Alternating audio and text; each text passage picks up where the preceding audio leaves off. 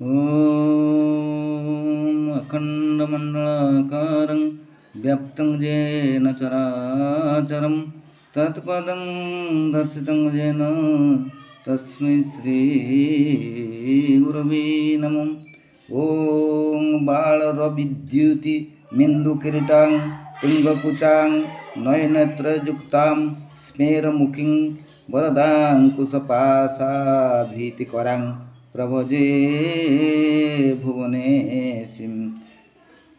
जे उदयकालीन सूर्यंक परि तेजमय चंद्र जाहांकर मुकुटमणि रूपे विराजित, जे उन्नत स्तन जुगल द्वारा शोभिता त्रिलोचना और हास्यमुखी एवं जाहांकर चारिहस्तर अंकुश पाश प्रभृति अस्त्र वर अभय मुद्रा धारण करियछन्ति, सेई भुवनेश्वरी को मु अगाध भक्ति सहकारे ध्यान करुअछि।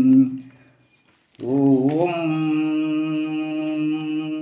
नमश्चंडिकायै देवी प्रपन्नाति हरे प्रसीद प्रसीद मातो जगतोऽखिलस्य प्रसीद विश्वेश्वरि पाहि विश्वं त्वमेश्वरी देवी चराचरस्य। हे भक्त दुःखहारिणी देवी आपण प्रसन्ना हुंतु, हे निखिल विश्वजननी आपण संतुष्टा हुंतु, हे विश्वेश्वरी आपण प्रफुल्लिता होई संसार पालन करंतु, हे देवी आपण सचराचर जगतर अधीश्वरी अटंती। आधारभूता जगतोस्तमेका महेश्वरूपेण जतः स्थितासि, अपं स्वरूप स्थितया त्वयेतत् आप्यायते कृष्णमलंघवीर्ये। हे अलंघवीर्ये आपण पृथ्वी रूपरे विराजिता बोली एकमात्र जगतर आश्रय स्वरूप आपण जल रूपरे अवस्थिता होई ए समस्त जगतर तृप्ति संपादन करुछन्ति। अतएव आपण सर्वात्मिका त्वं वैष्णवी शक्ति अनंत वीर्या विश्वस्य बीजं परमासि माया समहितं देवी समस्तमेतत् त्वं वै प्रसन्ना भुवि मुक्ति हेतुः। हे देवी आपण अनंत बीर्जा वैष्णवी शक्ति विष्णुंकर जगत पालनी शक्ति आपण विश्वर कारणभूता महामाया आपण समस्त जगत को मोहग्रस्त करियछन्ति। आहुरी मध्य आपण प्रसन्न हेले इह लोकरे शरणागत भक्तों को मुक्ति प्रदान करन्ति।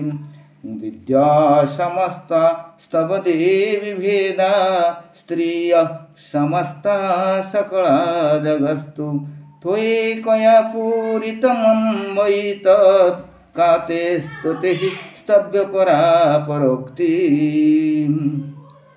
हे देवी वेदादि अष्टादश विद्या आपणकर अंश विशेष चतुष्षष्टि कला युक्ता एवं पतिव्रता सौंदर्य और तारुणादि गुणान्विता समस्त नारी माने ही आपणकर विग्रह आपण जननी रूपा एवं आपण एकमात्र ही जगतर त्रिजगतर अंतर बाहर परिव्याप्त होई अछंती। स्तव करिवा विषय मुख्य और गुण उक्तिर नाम स्तुति जेतेबेले आपण से समस्त उक्ति रूपा सेतेबेले आपण को स्तव आउ कौन होई पारिबो।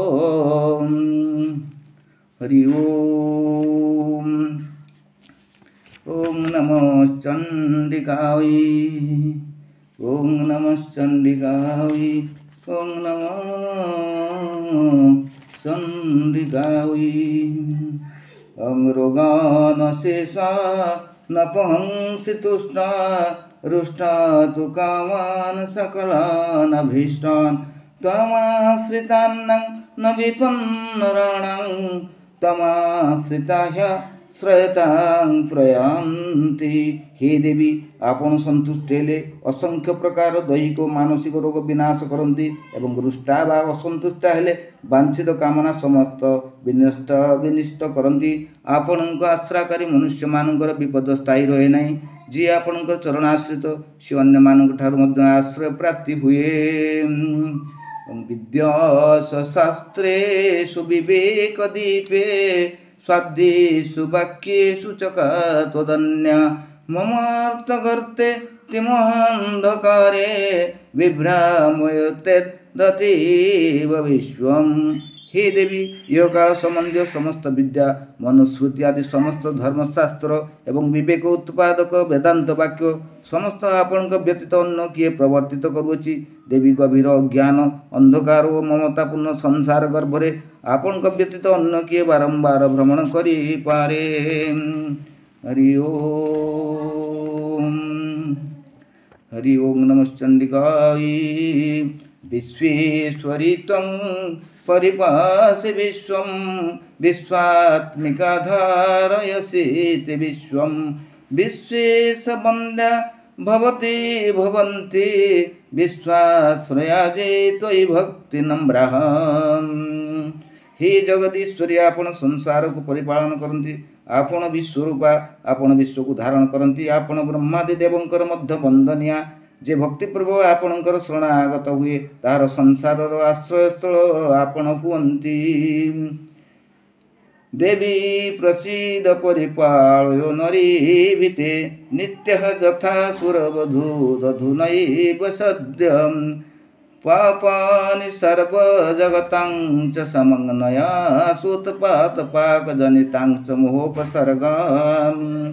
हे देवी आप आंभमान प्रति प्रसन्न हुंतु आपण को स्मरण कला मात्रे वर्तमान जो भाई आपण असुर मानक विनाश करी आंभ मान रक्षा कले से भविष्य में आपण आंभ मान शत्रु भयर रक्षा करंतु देवी आपण कृपा करी समस्त जगत में समस्त पाप और अधर्मर परिणाम रे दुर्भिक्ष महामारी प्रभृति महा उपद्रव समस्त शीघ्र विनाश करंतु।